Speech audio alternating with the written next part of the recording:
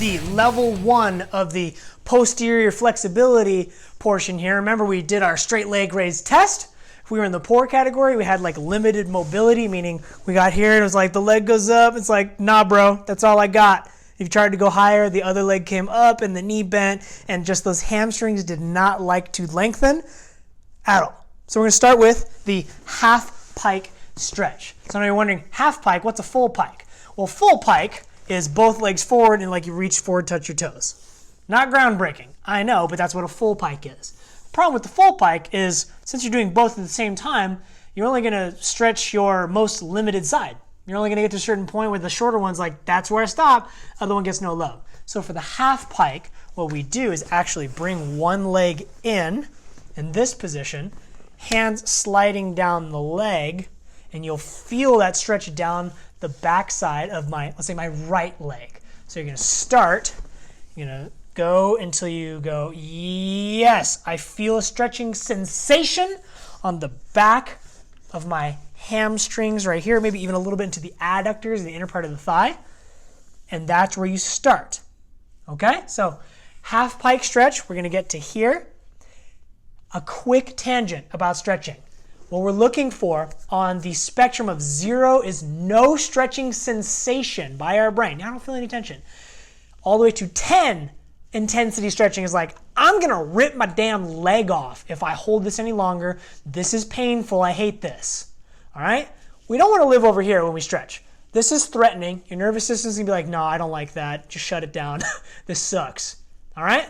We want to stick in that like 5 area, the middle ground. We want a moderate amount. You should feel enough stretch that you can say this feels like a stretch, but not so much that you're like crying tears or you're worried your leg is going to snap off. Okay? So here's the magic when we start getting to the post-inhalation relaxation part, the PIR. So start with me. Ready? You're on the ground. I'll wait. Let's go. You're going to reach forward, slide down the leg, and you stop right there and go, cool, that's my 5 out of 10 stretching sensation on my hamstrings. I stop a few inches above my ankle bone. That's where I start. You're going to hold that 5 out of 10 perceived stretching sensation for a whole 30 seconds. You're going to hang out there. You're going to take quiet breaths. Start relaxing down that nervous system. After 30 seconds, you're going to take one deep breath. And while you exhale, you're going to go slightly further. Maybe it's a centimeter, maybe it's an inch. Just slightly further so that you're actually reaching further. But I don't want the perceived stretching sensation to jump super high. You want to keep in that general middle zone. One more time for the people in the back. You're going to just reach down until you hit a certain spot. Yes, this is my first spot I'm going to start stretching. My hamstrings are under tension. It's about a 5 out of 10 stretching sensation. I don't feel like I'm going to die. I'm going to hold this for a whole 30 seconds. Timer's right here. At the end of that 30 seconds, you're going to take your big breath. As you exhale, like literally while you blow out, go a little further. Just a little bit. Not so far you rip your leg off, but just so you go back to another about 5 out of 10. And then you just sustain that stretch there. Hold that for a whole another 30 seconds. Still in that 5 out of 10 stretch zone. Even if it jumped up to like a 6 or 7, let it settle back down to a 5. You're going to hold that there for another 30 seconds. 30 seconds has gone by. Deep breath in again. As you exhale, go slightly a little bit further. And repeat. At least 3 times, up to 5 if you really like it. And what you're going to do is you're actually going to start to go a little bit further, and you can measure that by this. I was this far up, about 4 fingers from my ankle. I ended up 2 fingers from my ankle. And if you do it right, you should get closer, but the perceived stretching sensation never jumps to that like 10 out of 10, I'm going to rip my leg off. It stays in that like middle zone. And here's why. What we're doing with this moderate amount of stretching sensation, kind of like tension through the muscle, is you are going to, ready? Down-regulate. So you're going to reflexively down-regulate muscle tone.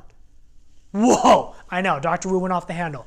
Reflexively down-regulate muscle tone. Reflexively means you're going to do something in your body and your body's going to react and respond. That's the reflexive part. So we're going to put the muscle under stretch. It's going to respond either by tightening back up because you're in the 10 zone, it sucks, or it's going to calm down a little bit. and it's going to go. So that's the reflexive part. Down regulate, fancy word for just calming down, like calm that shit down. So you're going to reflexively down regulate, calm down, muscle tone. Muscle tone is like how firm something feels at rest. You know, if you have tight hamstrings all the time, you go back and kind of touch them and you're like, they're just firm all the time. That's tone. It's just really kind of firm all the time. So the medium amount of stretch over a prolonged period of time plus the post-inhalation relaxation allows you to hack your nervous system by giving a different input. You're going to put tension through the muscle, which tells it to reflexively calm down a little bit, which decreases how tight it is, which allows you to go a little bit further, which gives you more flexibility you can start playing with when you start moving into the other exercises.